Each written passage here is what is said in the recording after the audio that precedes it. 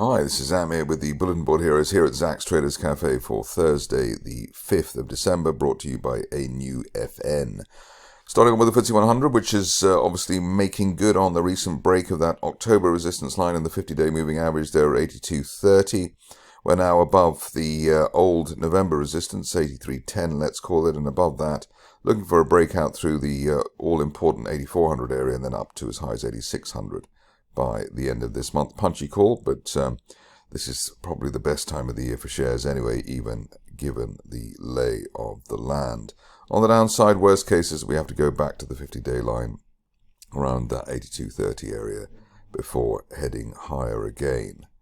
Moving on to the DAX, which was flying earlier in the week and continues to fly. We've had two unfilled gaps to the upside in the recent past. Here we're looking for, and have been looking for, the top of that channel there. That's now up to 20,700, or even call it 20,800, and looking for that by the end of this month, while we're above the floor of the latest gap there at around 20,000. Worst case is we've got to test the old October resistance at 19,700 as new support before heading higher.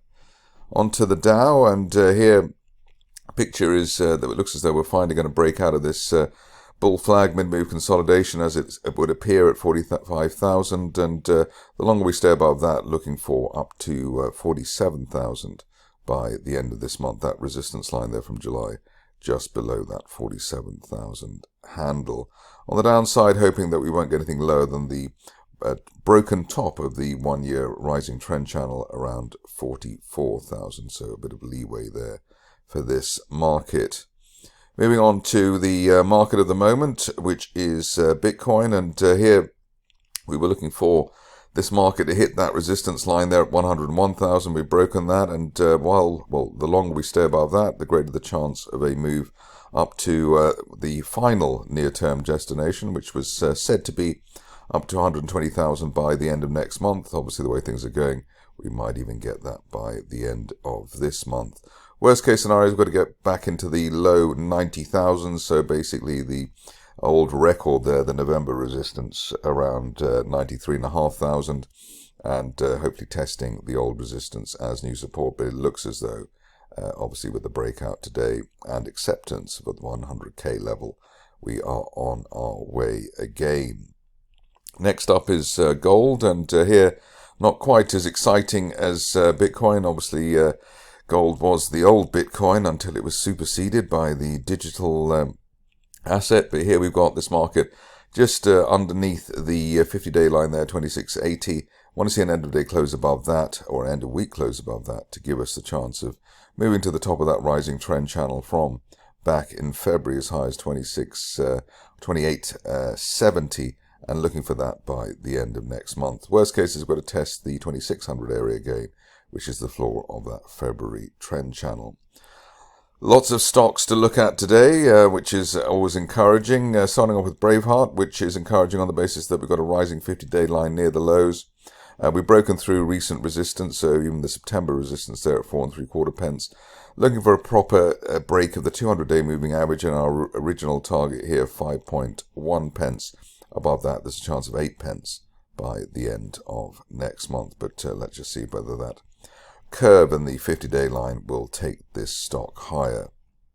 Moving on to Cirata, which has obviously had its issues over the years, but looks as though it's back in business with this V-shaped bull flag resting on old October-November resistance there at 30 pence. The longer we stay above 30, the greater the chance of move to 50 pence by the end of next month. And once again, we've got the 50-day line rising near the lows. It was a gap close buy signal earlier in the week as well, and a bear trap reversal as well from below the September support at 21.75. So various positives there on the Cirata chart. If Bitcoin's up, then everybody's flocking to the digital economy stocks, or digital asset stocks, and one of them is Coinsilium. Here we've broken out of the recent consolidation between 3.5 pence and 4.5 pence, or we're breaking out of it at least, and been looking for as high as 8 pence by the end of next month. Initial target here, 5 pence, which is a resistance line projection from back in 2022. Upside valid, certainly while we're on the right side of 4 pence.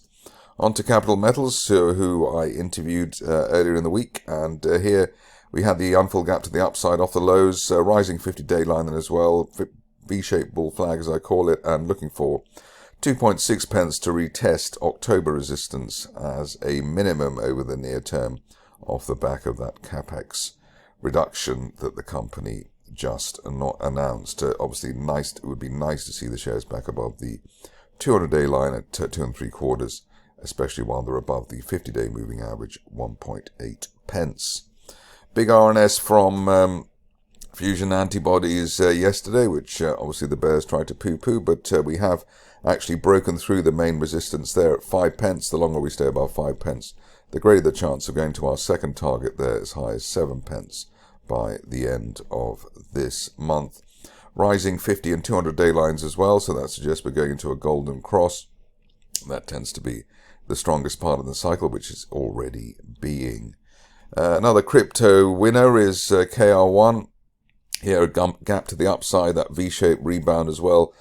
Second gap that we've had in the recent past, and looking for the shares obviously to break 95 pence resistance from last month, hopefully doing that early in December, and heading up to the top of that broadening triangle from this time last year, as high as £1.26 by the end of next month or even sooner. If you look closely, it looks as though the 200-day line is rising with the 50-day line, so that is a positive as well, the run up to a golden cross. After a few battles in the recent past, Optibiotix looking decent in the sense that shares have already delivered on the break of the 50-day moving average that we saw around 13 pence.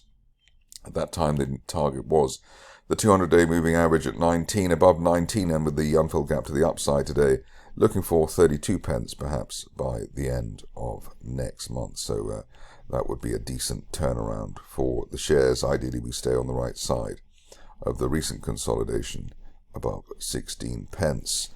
Quadrise is next, and here you can see that we had a double gap higher. We had a golden cross as well in the recent past, and looking to break out of this V-shaped bull flag there at 4.45 pence the level.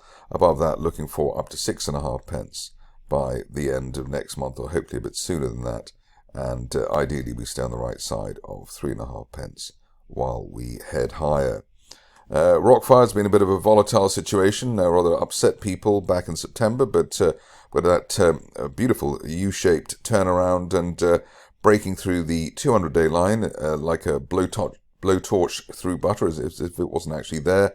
Current view is that an end-of-day close above the September resistance 0.26 could give us a best-case scenario target as high as 0.41 pence by the end of next month. The key here, staying above that 200-day line at 0.18. Moving along to stock, which was an unlikely turnaround, Surface Transforms, but it's managed to make good on the initial promise with the break of the 50-day line, and you can see there's very strong candles opening at the low, closing at the high on several days, or at least 2 or 3 days, and hoping that will continue.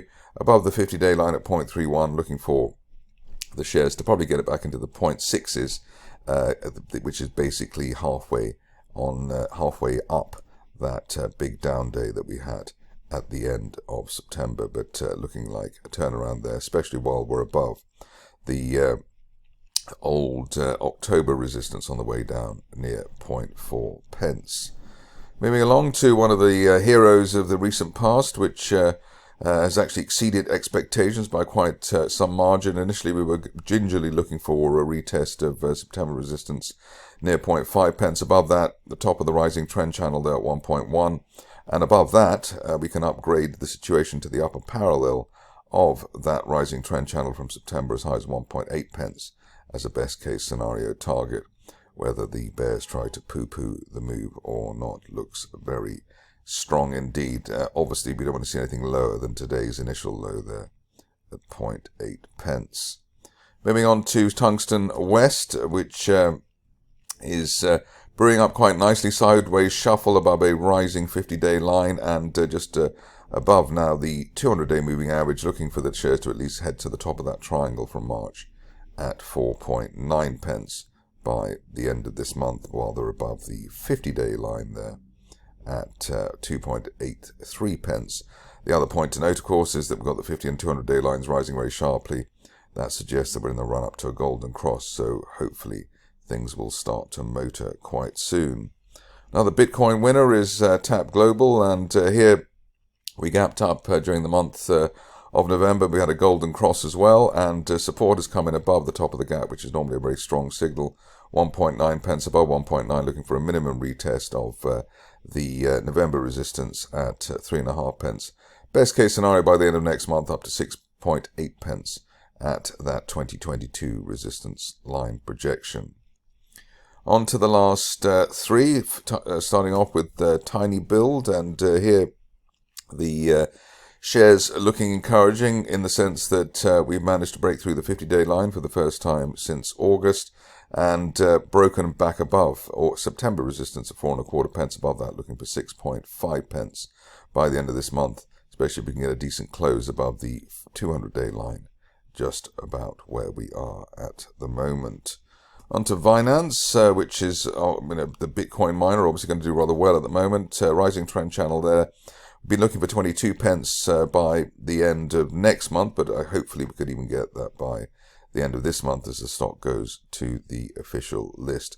As you can see there, hardly any red candles at all. That must be quite a first for any stock or any market in the recent past. Absolutely amazing price action there, and you can see many candles there opening at the low, closing at the high, so looks like a pretty tight situation.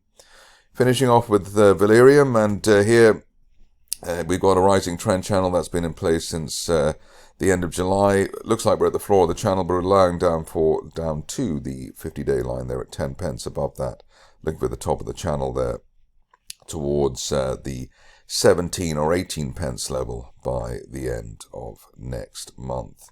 That's it for me today. More updates tomorrow.